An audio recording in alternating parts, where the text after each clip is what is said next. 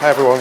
I don't have a Tessitura box office at Paraorchestra. I just need to get that really clear up front. But I am a friend. I did go to a Tessitura conference in 2012 in San Diego. And I've got really hazy but excellent memories of my experience. There was a lot of sunshine, so it's great to be in Sydney. We had a party on an aircraft carrier. Has that happened in the last 2 days? No, okay. And at some point, I definitely learned something about the system, which I think was at version 8. Don't know what version you're up to now, probably 53 or something. Anyway, but all gratitude to everyone in this organisation. There feels like there's very few networks in the arts that are building a supportive, progressive community like yours. And boy, do we need community at the moment. So just to give you a brief who I am, I'm Jonathan, Chief Executive of Paraorchestra. I'm a white male with dark facial hair, slightly greying, dark hair slightly receding. I'm wearing grey trousers, a blue polo, white trainers, and some really groovy pink socks.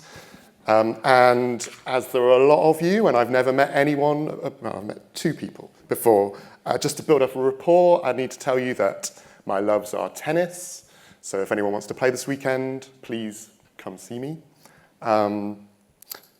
And my family and my dog. That's not the picture of my family and my dog. Sometimes the order is my family and my dog first, tennis second, but I'm a long way away.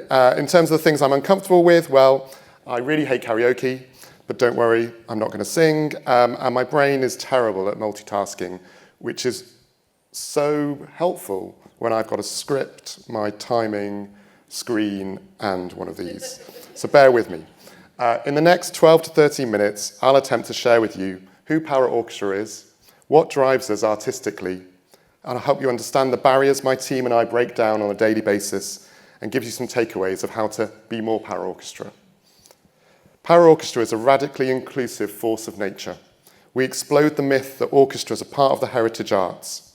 We create immersive experiences in a wide range of spaces and places. Concert halls, theatres, gallery spaces, club venues. We make work on the streets, on beaches, seafronts, anywhere. As far as we're concerned, our work is far from what the traditional orchestral performance is. We collaborate with pop and rock artists. We're played on left field radio, not on the classical stations. We've headlined a main stage at Glastonbury.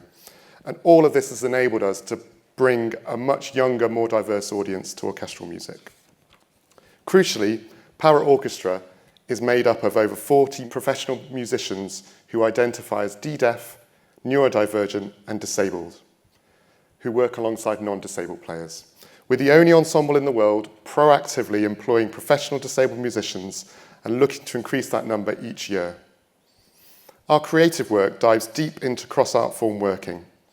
We utilise theatre models, devising and developing, trialling ways to engage audiences in new ways, asking musicians to move, to memorise music and bring their own emotions to the piece.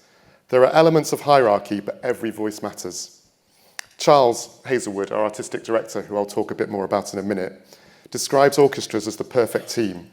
And with Paraorchestra, our rehearsal process is the living embodiment of how we want society to be, all able to perform to the best of our ability with joy and fulfilment.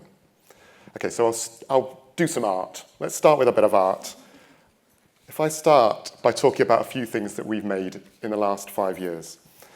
The trailer you saw at the beginning was a show that we made this year called The Virtuous Circle.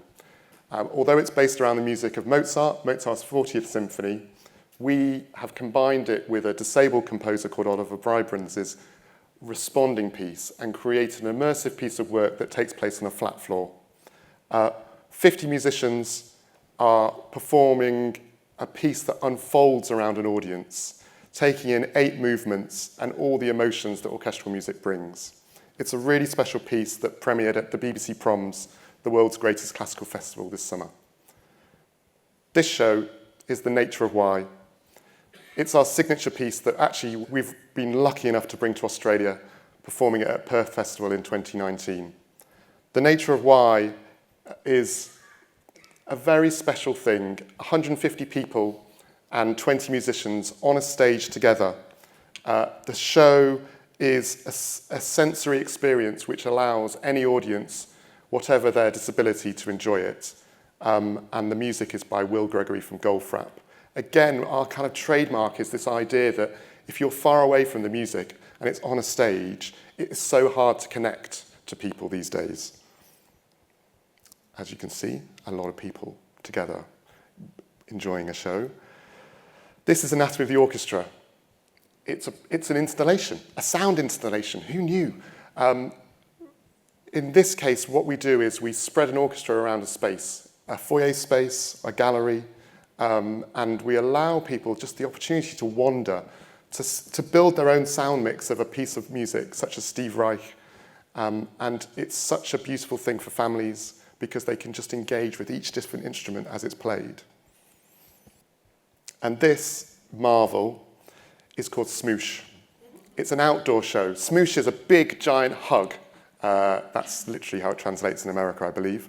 And we created it out of lockdown to offer communities some kind of joy in their lives. So we perform this, that's on the South Bank in London, but we perform this all over the place. Again, in communities that don't experience orchestral music, it's based around a brass and percussion remix of Adele, of Basement Jaxx, of Kate Bush. It's just radically different, but so enjoyable. I guess I should probably provide you a bit of backstory. We got started in 2011. Our brilliant and fearless artistic director, Charles Hazelwood, has a daughter with cerebral palsy. He was conducting orchestras all around the world, and he began to question why there was no one visibly disabled within the ensembles he'd worked with. As with all driven, slightly maverick artists, Charles set about reinventing the orchestra to see what could be done about this. He spent 9 months discovering there were a number of UK musicians who just weren't able to break into mainstream orchestras or the mainstream music sector, and yet had the experience and talent to perform at the highest level.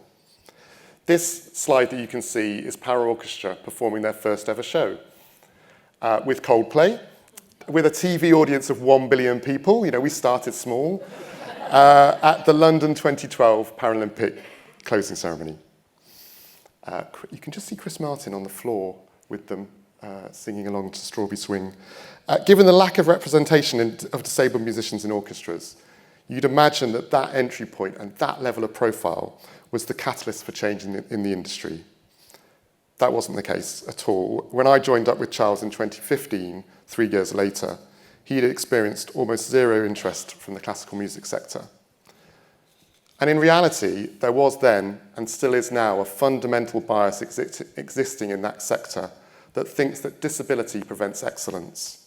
And let's be honest about this, how it foments itself. I've noticed many great education projects involving young disabled musicians, but this has transitioned to very few forays into the main stage still. In the UK, the statistics paint a really bleak picture. In a country which has 23% of its population as disabled, 1% of professional musicians and less than 1% of composers identify as disabled. And it's worth understanding what those barriers are that are preventing musicians with disabilities to be successful. And a spoiler, it is not for a lack of talent. Disabled musicians are still prevented from being their true selves. All of the musicians we work with have talked about experiences in their lives when they have been told their disability is holding them back. For example, at conservatoires, young musicians that we work with are being told by tutors not to disclose they are disabled, as it will prevent them from working in the industry. Many are masking whatever it is that is impacting their lives and health on a daily basis. Orchestras operate on a model where work methods are a one-size-fits-all. Rehearsals are intensive, travel is regimented. If you need anything that's different to the norm, it's hard to ask for those changes. And it's rare to see a concert venue that struggles with accessibility front of house. But back of house is a different story. Facilities are still poor in many venues that we visit.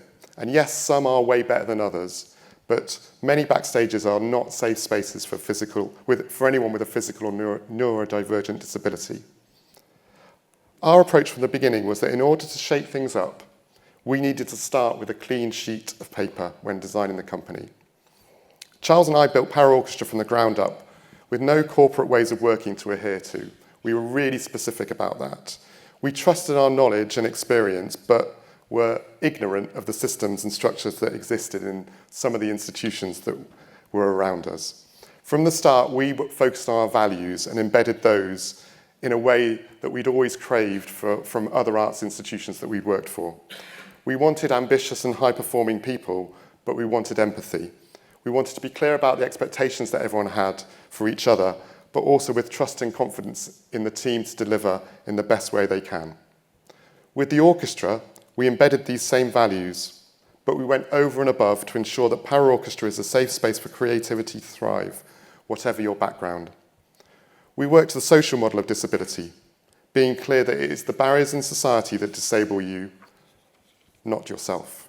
We hold true to a person-centered approach with all of our musicians, whatever their disability, and this means each of them has the support and adjustments they need to enable them to focus solely on the performance, not the physical barriers that exist which could prevent them performing.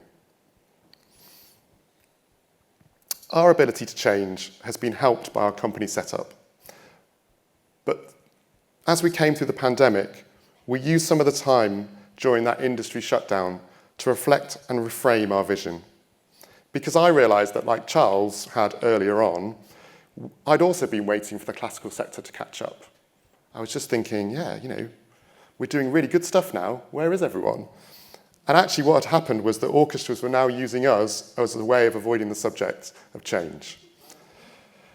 It's fine. Paraorchestra's job is that, and we used to get, we still do get emails from other orchestras asking us if we would employ someone with a disability. We now respond saying maybe it's your job to do that yourself.